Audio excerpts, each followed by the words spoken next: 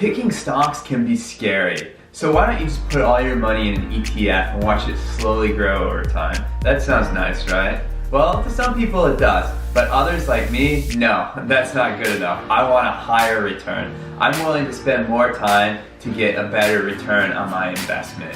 So for some people, picking stocks can be a good strategy. For others, it's not. That's for you to determine. But for those who are interested in picking stocks, this video is for you. Before we take a deep dive, let's get something straight. There's investing and then there's trading. This video is geared toward investing, particularly long-term investing. And when it comes to trading, many of these metrics can just go out the window. There are 4 different key metrics I look at when I'm thinking about buying a stock.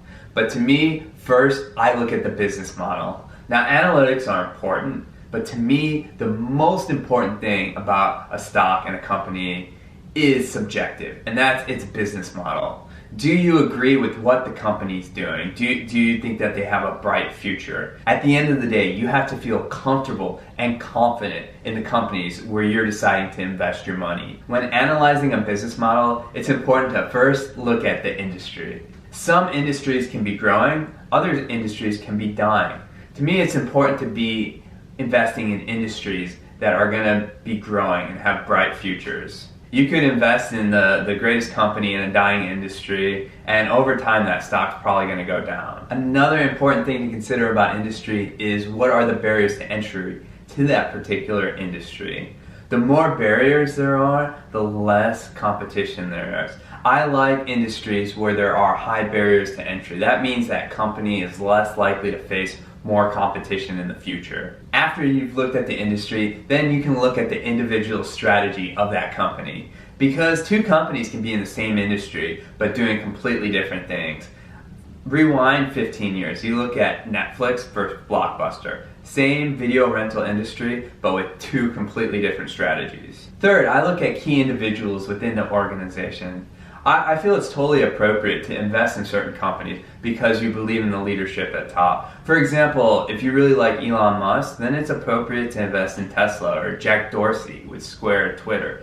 Key individuals make a company. And also, I think it's appropriate to see who the people are running these companies and if you agree with their long-term outlook. And fourth, of equal importance, or probably even more important, is what is that product or service that they're offering? You have to really like that product or service. Maybe it's not something you'd use, but you have to see its importance and believe in it for the future. For example, if you believe in the Apple ecosystem and see that so many people are just addicted to all Apple products, then maybe investing in Apple would be a good idea. Now, these next 2 items we'll mention later in the video too, but I feel these are 2 of the key metrics that drive a price of a stock, and that's profitability and scalability. Profitability is largely associated with margin, where scalability is how capable is a company of growing over time. When looking at scalability, it's important to invest in companies that have a system that can easily be replicated and reproduced. For example, tech companies tend to have great scalability. We can look at used car sales for another example of scalability. Take a used car dealership. This is a business model that's hard to scale because their model requires cars, supply, and also humans to sell the cars. That's why you don't see many used car dealership chains across the country. They tend to be individually owned by people within that market. Now let's look at Carvana, which is a used car online platform. They've created this tech ecosystem that makes an easy experience for the consumer, and they've allowed for scalability because it's all done online. And this has allowed Carvana to grow rapidly over the past few years. And the final thing I look at is what this company's doing proprietary. Is it hard to replicate? If it is, that means back to the barriers of entry, there's going to be less competitors. So if somebody is doing something highly proprietary, that piques my interest. This is why business model is so important. You have to agree with the company what they're about and where they're headed. If you don't, I recommend just stopping there and marking that company off the list because they're not worth investing in. If you agree with the business model and the overall direction of the company, then that first box is checked. Now it's time to move on to the second box, which is checking that thumbs up button. It's key to invest in companies that have financial stability. Now, this is where you're going to pull out the income statement, the balance sheet, and the statement of cash flows. And for those who are unfamiliar with that, you can find this by just Googling a company and then investor relations. On their investor relations site, they should have all the information from historical performances that you need to analyze the company and much more. When analyzing the financial strength of a company, it's important to consider the maturity of that given company. If companies are younger and in the growth stage, it's much different than analyzing a company that's established and more of a value play. To me, I start with analyzing the statement of cash flows. It's important to know where the company is generating money from and where that money's going. In this statement, I'm searching for red flags, anything that will make me weary or might make me disqualify this company. Typically, I want to see the cash position of a company growing year over year. But if it's not, then I want to understand why it's not and then ask myself, am I okay with this? For example, let's look at Carvana again. From their statement of cash flows, you can see their cash position is declining year over year. But when you boil down where that's coming from, it's coming from an increasing position of debt. So since they're a growing company, I can support this because they're taking on more debt to grow. So again, they're in the growth stage. So this is something that I'm okay with. I would be less okay if this is like a longer 50-year-old established company. After getting through the statement of cash flow, now it's time to look at the balance sheet. In my opinion, the most important metric when looking at the balance sheet is the current ratio. This compares the short-term debt, any debt that's due within a year, to their current assets that can be easily liquidated. This shows you how solvent and liquid the company is, how capable they are to pay their upcoming debt. Generally, a current ratio greater than 2 is thought of as desirable, and anything less than 1 shows that that company could have liquidity issues in the near future. When looking at Carvana's current ratio, you can see when comparing their short-term debt to their current assets, their current ratio is over 4, so I'm happy here. This checks my box and I can move on to this. Now the final statement I look at, and this might be the most overrated statement in my opinion, is the income statement. Here I'm just looking at those two things that we talked about before, profitability and scalability. I'm looking at how that company grew over the past few years, and is this something where they're going to be slowly growing, or do they have the capability of growing more exponentially? And then the other thing is profitability.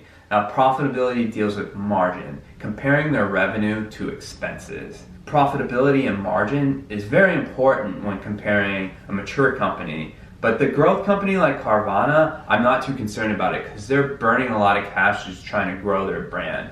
But when it's established, this margin is very important, and I like to calculate this margin and compare it to other competitors within the industry. When looking at Carvana's growth over the past few years, this is exciting to me because it shows that this model allows for great scalability with how well that they've grown over the past few years. For those of you interested in learning more about analyzing financial statements, I recommend checking out Daniel Pronk's YouTube channel. He does a great job of getting into the details and taking examples of analyzing financial statements. So now, if the first two boxes are checked, then it's time to move on to your third item, and this is valuation. Here you're going to determine what is a fair price for the stock. And again, here it's important to differentiate between a value stock and a growth stock. In my opinion, it's much easier and more simplified process to give a valuation to a value stock. Here, the main metric I look at is the PE ratio,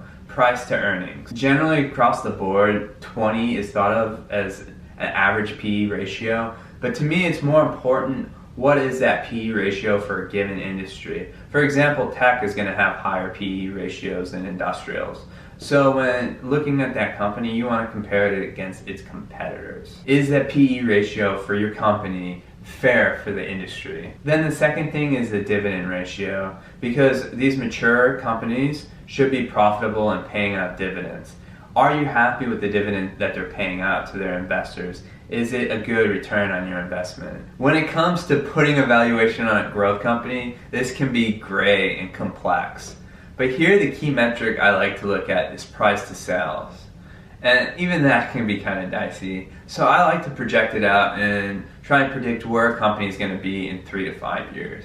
And can that company, since they're a growth company, they already have future growth baked into the price of that stock today. So I like to see, can that company exceed what is expected of it and further grow beyond that valuation. Now looking at Carvana's price to sales, and this is calculated from taking the market capitalization, which is the overall value of the company or what the market values that company. And for Carvana it's 52 billion. And then taking the sales, and that we're going to take that over the trailing 12 months. And Carvana's price to sales ratio comes out to be a hair under 6, which for a growth company is really good. But then you have to also consider that Carvana is in used car sales, where the margins are going to be smaller than in other industries. So 6 is still fair, but it's not as exciting as it would be if I was to see like Zoom's price to sell or Shopify's price to sell at this point, where they're going to have much higher because their industry also has higher margins. And now when trying to put a valuation on Carvana, let's look at the overall broad market for used car sales in the US. Research shows that roughly the industry's worth roughly $150 billion a year. Carvana's market cap as of now is $50 billion. So that means their valuation is 1/3 of the overall annual market. Now let's look at the hypothetical bullish case scenario for Carvana. Let's say that one day that we believe that they could own 1/3 of the overall used car sales market, which would be super bullish. If that was the case, then if they could own 1/3 of that 150 billion, that would be $50 billion. And at that point they would be more mature, and their price to sales ratio would probably go down to maybe, let's say, 4. So by that metric they could have a market cap one day of maybe $200 billion. And maybe as prices increase, more car sales, so maybe that could increase as well. But at most I could see like 4 to 5x of what this stock is today. And that's in the bullish case scenario. And there's still a lot of risk, and there is so much growth priced in the stock. That's why I can't quite get to this valuation, even though I like everything else about Carvana. So finally, if you have 3 checks, then the 4th thing to consider is growth potential. Because the goal here is to find the stock that's going to grow the most over time. Now, when looking at growth potential, it's time to put everything together. And this is where some imagination helps. So you may love everything about a stock, but you just can't justify that valuation. You think this company might do great things, but the growth potential of that price of that stock just isn't there, like in the case of Carvana. There's a couple of other companies like this today, one being Affirm and Airbnb. Love the business model, love everything about it, but I just can't justify that valuation. Thus, that stock has less room to grow. And finally, with this growth potential, let's look at value and then growth. With value, I want something that is undervalued. Pretty simple, right? Because that means it has more room to grow. And with growth, I want something that is undervaluing the growth potential in the future. For example, Tesla has a lot of future expectations baked into that stock price. But I personally believe that in 10 years, Tesla is going to be the largest company in the world. And I don't think that's reflected in the current price of Tesla stock. That's why I'm bullish on Tesla. And overall, these are the 4 key metrics I use when analyzing a stock. Let me know what you guys think in the comments below. What key metrics you use, what you think is valuable or what you think is not. And let me know if there's a certain stock out there specifically that you'd like me to analyze and do a video about. I hope you guys enjoyed. Thank you for sticking around to the end. If you enjoyed this video and would like to see more like it, please consider subscribing to my channel. Thank you.